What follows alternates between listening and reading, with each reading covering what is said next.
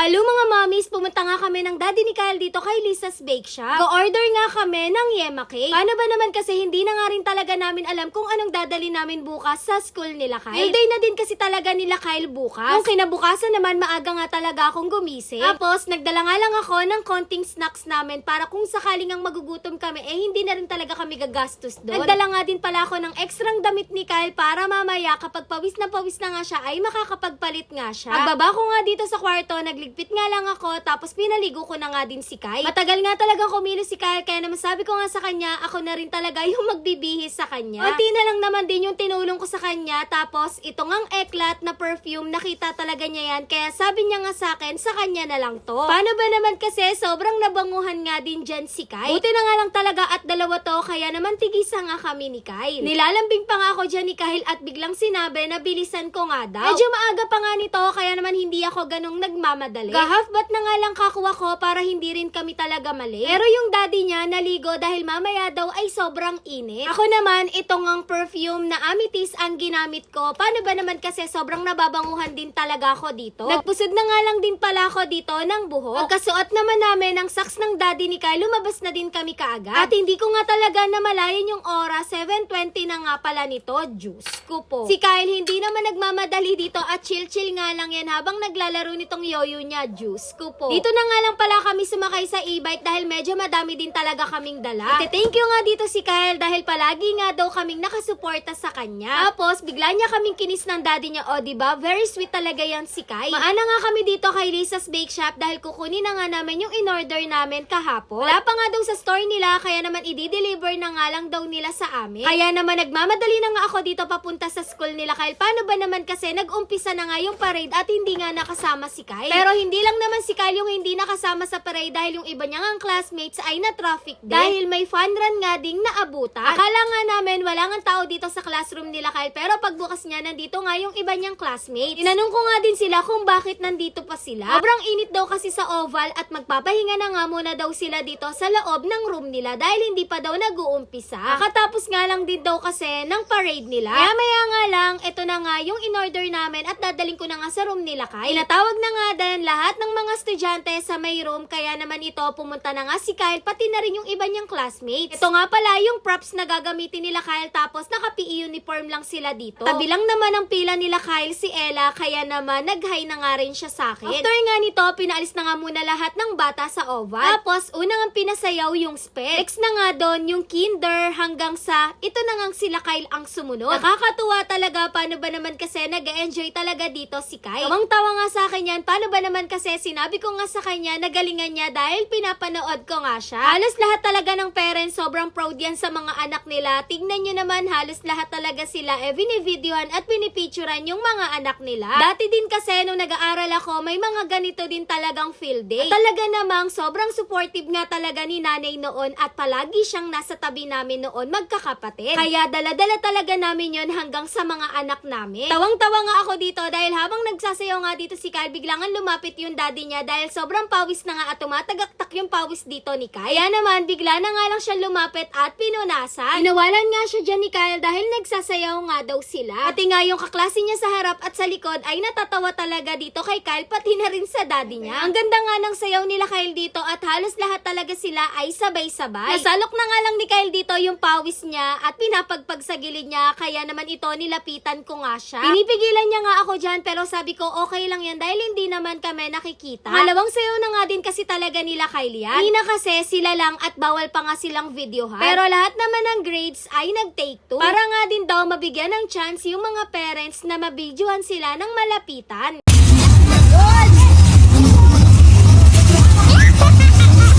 Pagkatapos naman ng program, pumunta nga ako dito kila Ate Noemi dahil umuwi din saglit yung daddy ni Kyle. Hindi ko nga kasi siya nadala ng gamot kaya naman umuwi siya para makainom ng gamot niya. Nagbaon nga si Ate Noemi ng samji nila kaya naman tinawagan niya nga ako at pumunta ako dito para makikain sa kanila. Tawang-tawa nga ako kay Iya, paano ba naman kasi binigyan niya nga ako ng tissue dito. Sobrang gutom ko nga daw, hindi ko na nga daw naaasikaso yung tumulo sa may bibig ko. Diyos ko po. Kaya naman si Iya na nga lang talaga yung nagpunas niya. Si Kyle, Ella at Iya kasi very sweet talaga yan kahit makukulit. Kanina ko pa nga hinahanap si Kyle kasi bibihisan ko pero nakita ko nandito lang pala yan sa gym. Paano ba naman kasi nandito nga lahat ng classmates niya at naghihintay nga daw sila ng mga ipapalaro dahil sasali nga sila. Aya ko nga si Kyle kila Ate Noemi din dahil gusto nga din talaga niya ng Samji pero sabi niya kanina ayaw niya. Natanong niya nga sa akin kung madami daw kaya naman ito sumama nga sa akin, Diyos ko po. Kasi nung tinawagan ako ni Ate Noemi, una niyang tinanong sa akin si Kyle dahil alam niya ngang favorite talaga ni Kyle itong Samji. Pinakain na nga rin pala siya dito nila Ate Noemi. Na sobrang dami niya nga talagang nakitang food dito kila Ate Noemi, parang nabusog na nga din daw siya at ayaw na nga niya kumain. Mamaya umalis na rin si Kyle at bumalik doon sa classroom nila. Kaya naman pumunta nga rin ako sa classroom nila Kyle pagkatapos ko nga kumain. Naghilamos ko nga siya tapos pinunasan ko nga yung legs at yung braso niya. Para nga kako hindi ko na siya iuwi at mapreskohan na nga din siya. Sobrang tagaktak na nga rin talaga ng pawis ko dito. Kapagpalit na nga rin pala si Ella dito at pinuntahan niya nga si Kyle. Punta na nga din kaagad si Kyle dito sa may stage at umupo sa may harap. Kaya naman pala nagmamadali si Kyle dahil kakanta nga daw siya dito sa stage. At palis na nga siya dito pati na rin yung iba niyang friends at mga classmates. Madami kasi talagang talent yang si Kyle at hindi talaga mahihiyayan lalo na nga kapag kaya niya. Yun lang. Thanks for watching. Bye-bye.